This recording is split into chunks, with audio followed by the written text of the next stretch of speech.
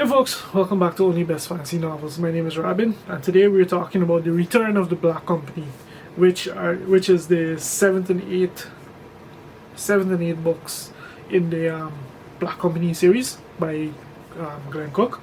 And this is the oddest duology, because it's sort of like a mini duology within the larger series as a whole. This is the oddest pair of books in this series to date, because at this point it's book 7 and 8 in the series. Like, the Cook knows he has you hooked, and he very much ratchets things up as a result of that.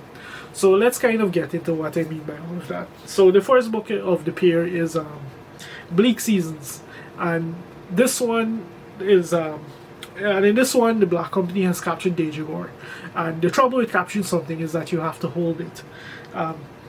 Shadow Spinner has the city under siege, and and the only reason he hasn't completely dominated them as yet is because he also has the strife going with Long Shadow, one of the other Shadow Masters. But even as that weakens and the siege prolongs, cracks are beginning to appear among the defenders themselves. The Black Company is fracturing, the factions have begun to form, and they're never going to be the same after this particular event. So this is the most unforgiving entry in the Black Company series to date, book 7, and I'll get into that in a bit. I kind of want to talk about talk more about this book. So first and foremost, this is the first of the books of Morgan, where Morgan is now the analyst that we follow. And what's really cool about this book is that it's like, this book, time is very fluid in it because of something that happens to Morgan, and we have two concurrent storylines that play out. We have the Siege of Dejagor, and then we have another storyline 4 years into the future, when we see kind of what's going on with Morgan and the company at that point. And the interesting thing about this is that Glen, how he approaches this, is very fluid. Like, Morgan will slip between these timelines without even realizing himself, because it's something that he doesn't quite have control over, and as a result of that, like, it's very unforgiving. It can be very unforgiving until you get until you get accustomed to where things are, with what's what and who's who and where's where and when is when. So it like, Glen is already an author he doesn't baby you, he doesn't spoon feed you. So for this kind of fluidity to be happening with the narration of a story is really cool. The other thing is that this book, the Siege of Dejagor storyline from 4 years in the past or present time, depending on how you look at it, it's also concurrent with one of the books that Dreams of Steel, I think, that we previously read, and we got from the point of view of the lady as the analyst. And what's interesting about this is that Morgan goes through many of the same events. He obviously has a very different POV of it, and what we find happening is that because they're two completely separate analysts, their recounting of events don't necessarily match up. They don't align, or one has more context than the other, or one sees things from another perspective, and we get the view of an outsider who's looking at these events and wondering what the hell is going on. So it's really cool, that kind of dynamic. It's something that Glen does quite a bit with his series, like replaying the same timeline with the different POVs and twisting things and that kind. He very much does that with this book, and made it very entertaining to review those events, because Dreams of Steel is possibly my favorite of the Black Company books, and to review those events from this different POV and to just kind of witness Morgan's take on it made it really fun to go through. That being said, Morgan as a personality is very different from the lady, and that comes across in the narration. His way of recording events is, like, in terms of the prose, it's a little more florid, whereas the lady is just kind of bare bones, straight to the fact, kind of almost like a deadpan kind of narration style she has. Morgan can be a bit more fluid, a bit more poetic.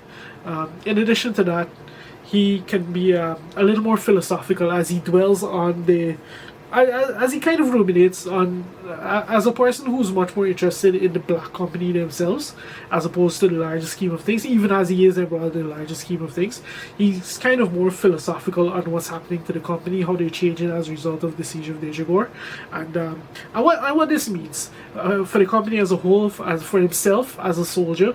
And another interesting thing about him is that Morgan is one of the few people in the company that we know of who has something resembling a family life. So with his perspective, we kind of get what all of that means as being a type of person within in a foreign land, essentially, because he is very much a foreigner within this land, and that kind of dynamic and perspective is baked in here. Of course, like, it kind of flips between the two, because in the Siege of Dejagor we begin to see him form that attachments that eventually becomes his new family, and then in the present time, it's 4 years later, he's already formed these bonds and these kind of things. So it kind of flip-flops between the two, and you kind of see his take on how things develop to where they are. It's a bit crazy, a bit crazy, and it can be a bit jarring to follow, but that's just reading Glen Cook for you. Like, you pick up a Glen Cook book, you sign up for that kind of that kind of thing to happen to you. And setting all of that aside, the other thing I really liked about this book is that we get to see Croker 4 years on. At this point, Croker's been in charge of the Black Company quite a while, and the person that he is today is not the analyst we met in the first book. Like, Command has changed Croker, and for some it'll be for the better, for some it'll be for the worse. Croker at this point, at least Morgan's view of him, is essentially the view that way back in the first book that Croker gave us of the captain, and it's really cool to see how Croker's kind of evolved in that way, in that he keeps things very close to the chest. He's kind of this distant character who you interact with, but things are very business-like, straightforward to the point, whereas he was a much more personable person in the past. So, like that, that's really cool to read and experience from a character that we've literally been following since day one. So, like a lot of really cool things. That being said, like, the conflict that the Black Company undergoes in this particular book is crazy. But something that was kind of brewing for quite a while now. So, like, we knew it was building towards this. We didn't know it was going to explode in quite this dramatic a fashion, but the signs were there. Of course, it probably helps that this is a reread for me, and like, I knew that this is kind of where things are headed. But yeah, overall, this book, like, I had a lot of fun reading it. It's not my favorite in the series, but by no means do I consider it the worst or anything, or my least favorite or anything like that. But it's a pretty solid entry, and it sets the stage quite nice for the next book in the duology, quote-unquote duology. I use duology loosely here, by the way, which is She is the Darkness, which might be the most impactful of the books of the Black Company books today. This is book 8. We're getting very close to the end of the books here, and this book in particular is pretty insane, actually, the more I think about it. Once again, it's a book. It's narrated to us through the Book of Morgan. Morgan is the analyst, and in this particular one, we are in the present time, and we're dealing with the siege of Overlook now, the final Shadow Master to be defeated. That's barring the Black Company's way towards Katavar, and their centuries-old mandate of returning the annals to their homeland. And what we get in this particular siege is just an all-out war story. Like, there's confusion and chaos galore. We never given the full picture, because the soldiers are never given the full picture. It's just a lot of politicking and scheming and plotting, and in addition to that, like, the relationships, quite many of the relationships that were just the bonds that drove this company through on so many trials and travails, they've really been strained and tested in this book, and you see, by this book I should say, and you see that no more than when you look at the way that Croker and the lady and Morgan interact, particularly.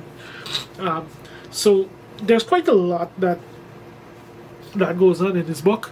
I remember it being one of the absolute peaks of the series. I remember thinking that my favorite of all time was Dreams of Steel, and this one being pretty good as well. I enjoyed this one way more than I did the first time around. and it still is very much one of the absolute peaks of the series, just because of all the craziness that goes on in here.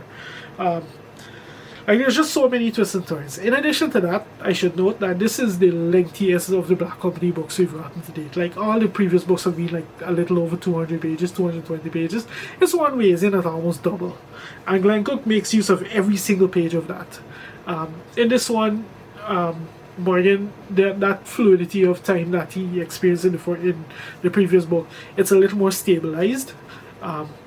We still do get some amount of flip-flopping when it comes to him, and he has a disassociation from spatial and temporal constraints in some ways, and that kind of allows Glen Cook to be a bit deus ex machina with what he decides to reveal to us as readers, and what he decides to reveal to Morgan as a character, because Morgan's gone through quite a lot at this point. He's a bit more. He actually reminds me a bit more of the more battle-hardened veterans that we first met in the very first Black Company books. And setting all of that aside, this is also one of the more human books for him, because we have the entire storyline with his family coming to a head.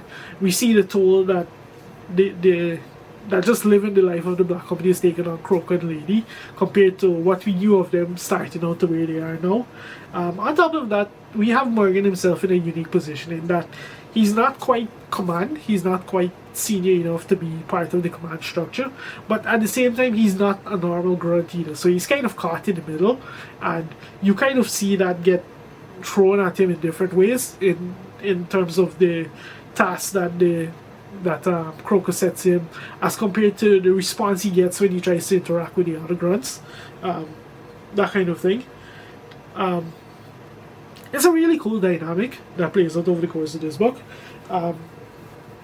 But the standout for this book, of course, has to be just the entire ratsness of relationships surrounding Croker, the lady, the daughter of Night, and even Soulcatcher, and that entire mess, and what's become of those characters and their relationships. Like, this book really drilled home how messed up the entire thing is, because obviously Dreams of Steel, it ended on such a major cliffhanger. We didn't know what was going to happen next, and then by this book it's 4 years on, and we see we see how things have kind of played out, and now the decisions that these different characters have been forced to make regarding each other. Like, it's pretty intense. It's pretty intense is the only real way to put it. But all of that being set aside, an arc that happened in this book that I completely forgot about, that was absolutely hilarious to read about, was none other than the arc surrounding One Eye, and a certain individual that he becomes embroiled with. Given the nature of this individual from when they were first introduced, like 2 books ago, or at least the previous book, and their character, the way they're portrayed, and the way that they're viewed by most of the company, and the way that One Eye becomes embroiled with them, and the events that happen, and how that plays out. Oh my god, these guys are wild. These guys are wild. These guys are just no holes barred, is all I can say about that. It's something that was dealt with very seriously, as very matter of fact, as just another day in the life of being a member of the Black Company. But it's so hilarious that you can't not just stop and laugh every now and then when it crops up, and you really stop and think about what the hell One Eye got himself involved in this one, even by their standards. And then of course we have the ending, the even factoring in Dreams of Steel, the ending to this book is one of the craziest things we've ever read, because it was set up from so far back. It was set up, and Glen Cook kept throwing it in our face. It's thrown into your face multiple times, and you never have the context for what it is you're witnessing until you read this book, and the ending of this book specifically. Like, it's an incredible cliffhanger. It's just a brilliant piece of misdirection, and it's just classic Glen Cook. It's exactly the kind of thing that Glen Cook pulls. And the ending of this book in particular is probably one of the reasons why you'll hear people say they love the Black Company so much. The situation that they find themselves in. Oh, I think you'll hear people say they really like these books because of what ultimately plays out with the characters and all of that. Just an absolutely crazy book. So yeah, like I said, this book is very much She is the Darkness is very much one of the peaks of the series. For me, the two peaks of the series are very much Dreams of Steel in this book, at least. And yeah, that's kind of all I have to say about the Return of the Black Company. I have one more omnibus to go, and then Points of Shadow, and then I'm all caught up to get started on my Arc of Lies Weeping. So yeah, that's pretty much all I have to say at this point.